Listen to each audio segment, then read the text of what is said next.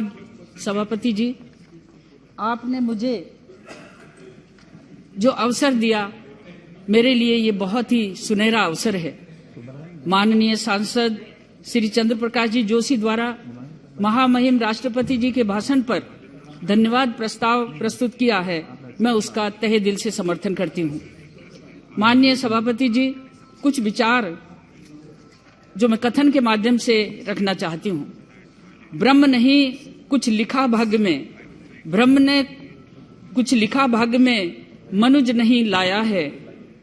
अपना सुख उसने भुजबल से ही पाया है। प्रकृति नहीं डरकर झुकती है, कभी भाग्य के बल से, सदा हारती वह मनुज के उद्यम से, श्रम जल से। माननीय ऐसे कर्मठ दूरदर्शी व्यक्तित्व के धनी हमारे यशस्वी प्रधानमंत्री नरेंद्र मोदी जी ने,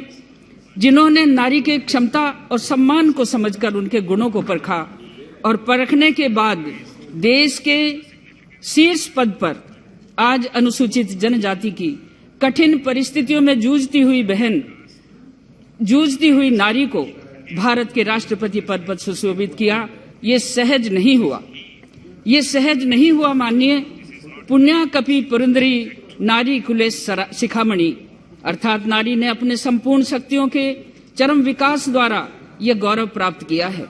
लोक कल्याण की विधायिका, पथ प्रदर्शिका और संरक्षिका, शक्ति का नाम ही देवी है, जो हमारे समाज में, सनातन धर्म में, भारत की संस्कृति में रची बसी है। मातृभूमि, मातृभाव और मातृशक्ति, ये तीनों को यदि हम कल्पना करके देखें तो नारी का प्रत्येक रूप हमारी वत्सला माँ में, हम विश्वास पात्र पत्नी में, और भाई के प्रति सम्मान में, और घर आंगन के प्रति शोभा में। जैसे कहा है विद्वानों ने कि नास्ति पुत्र समम प्रिया, नास्ति भार्या सम्मित्र, नास्ति भगनी सम्मान्या, गृहु तनया भूषता। माननीय राष्ट्रपति जी के भाषण के संदर्भ में जब शुरुआत हुई तो शुरुआत में जिस तरह से प्रतिपक्ष ने अनेकों प्रकार के वो कथ्य और कथन प्रस्तुत किए, जिन कथनों को लेकर मैं ये मानती हूँ कि माननीय राष्ट्रपति जी के उद्बोधन में जो भारत सरकार की 9 साल की उपलब्धियों का जिक्र था, वो जिक्र शायद प्रतिपक्ष के मन में कांटा चुभ रहा था, और इस कांटे की वजह से ही माननीय राष्ट्रपति जी के उद्बोधन के उस भाषण के प्रमुख अंशों को छुआ नहीं गया, और केवल मात्र कहीं भारत जोड़ो तो कहीं हाथ से हाथ जोड़ो तो कहीं किसी तरह से लांछित सरकार पर किया जाना, झूठे लांछन लगते रहे। यहाँ तक कि बहन भी यदि कोई बोली, माननीय महिला सांसद भी कोई बोली, तो उसमें भी आरोप और प्रत्यारोप ही दिखाई दिए। मैं ये कहना चाहती हूँ कि माननीय राष्ट्रपति जी के उद्बोधन में महिलाओं के प्रति देश में आर्थिक विषमता की जो खाई थी, उस खाई को विगत 60 दशक में विभिन्न प्रकार से प्रतिपक्ष में बैठने वालों ने इस हालत पर लाद कर खड़ा कर दिया था कि हमारी बेटियां, गांवों की बेटियां, पिछड़े क्षेत्र की बेटियां, जनजाति क्षेत्र की बेटियां, थाल सजा है कहीं परंतु भूख नहीं लगती है। थाल सजा है कहीं परंतु भूख नहीं लगती है, किसकी बेटी भूख के मारे रात रात जगती है। ये परिस्थितियां प्रारंभ के आजादी के 6 दशक तक हम देखते रहे, और मैं खुद भी एक अनुसूचित जनजाति की अत्यंत पिछड़े परिवार की बेटी के रूप में आज इस जगह आई हूं, तो इसके माध्यम से भी मैं उस दिल के दर्द को जानती हूं कि महामहिम ने किस कठिनाई के अंदर किस तरह से अपने ईमान और धर्म के रास्ते पर चलकर नारी के सुगमता और सहज व्यक्तित्व को साधते हुए आगे बढ़ी।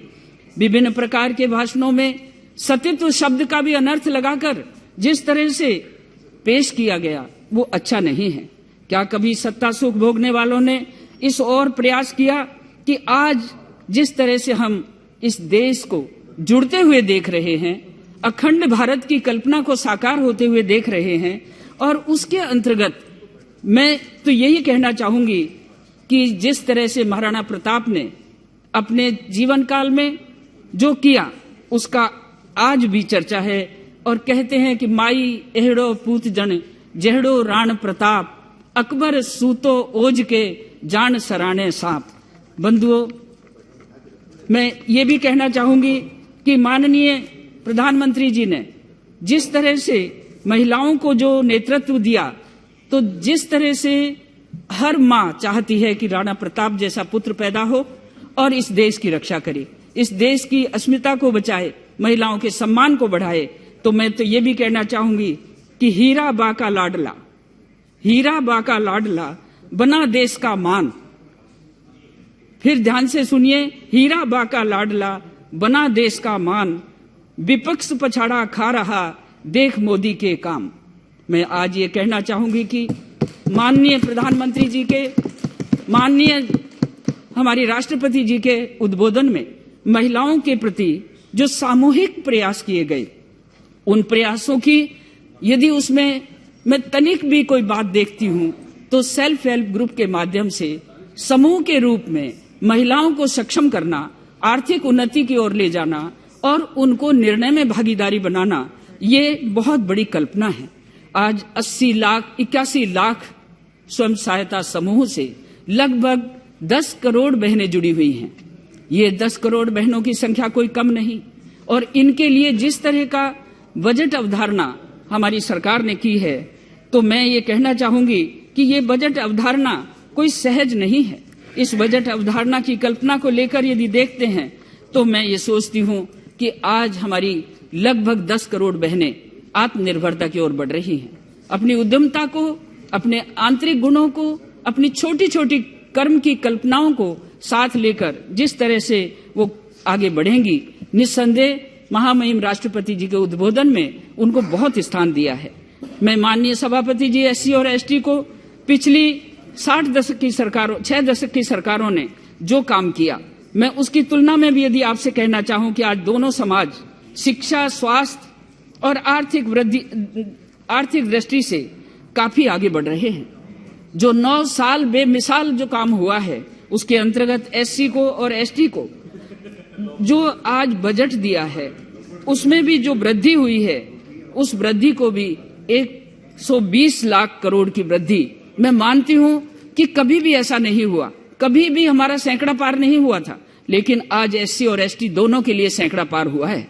महिलाओं के लिए भी यदि देखें तो 223 लाख करोड़ का बजट साक्षरता, समानता और आर्थिक निर्भरता। अब आज की टेक्नोलॉजी के समय में ग्रामीण महिलाएं जो हमारी 80% आज भी श्रमिक के रूप में काम करती हैं, उन महिलाओं के लिए भी विशेष पैकेज हैं। और प्रधानमंत्री जी का सपना है कि सबका साथ, सबका विकास, इसमें किसी भी तरह की कोई भी विसंगति नहीं है, और ये एक मूल मंत्र है। और इस मूल मंत्र को 2014 में जब वो सत्ता में आए तो उन्होंने सबका साथ, सबका विकास रखा, और उसके तुरंत पश्चात दोबारा जब आए तो सबका विश्वास और सबका प्रयास भी जोड़ा। मैं सोचती हूं कि आज जितने भी हमारे प्रतिपक्ष के नेताओं ने भाषण दिया, माननीय प्रधानमंत्री जी के नाम से, एक ने तो शायद अपने भाषण के अंदर या तो उनकी अनभिज्ञता है, या उनकी तैयारी नहीं है, या उनके पास कोई बात नहीं है। इसी तरह से बहन एक बोल रही थी, छोटी उम्र की है, इसलिए मैं थोड़ा सा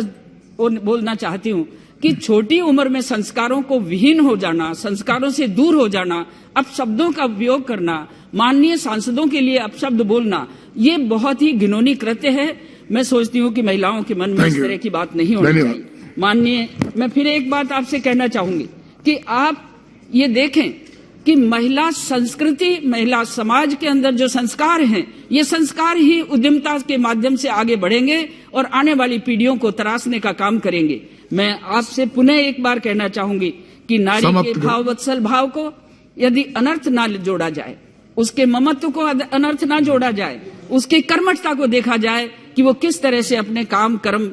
जिस तरह से करती है। और मैं पुनः, आपने मुझे समय दिया, अवसर दिया, उसके लिए तो धन्यवाद देना चाहूंगी, लेकिन इस अभिभाषण का समर्थन करते हुए ये कहना चाहूंगी कि मोदी है तो मुमकिन है, महिलाओं के लिए मोदी है तो मुमकिन है। उनकी विकास, उनकी अस्मिता। आज राजस्थान में चरमरा रही सरकार बेटियों को भी नहीं सुरक्षित कर पा रही, तो ऐसी परिस्थिति में हमें विश्वास है तो मोदी पर है। Thank you.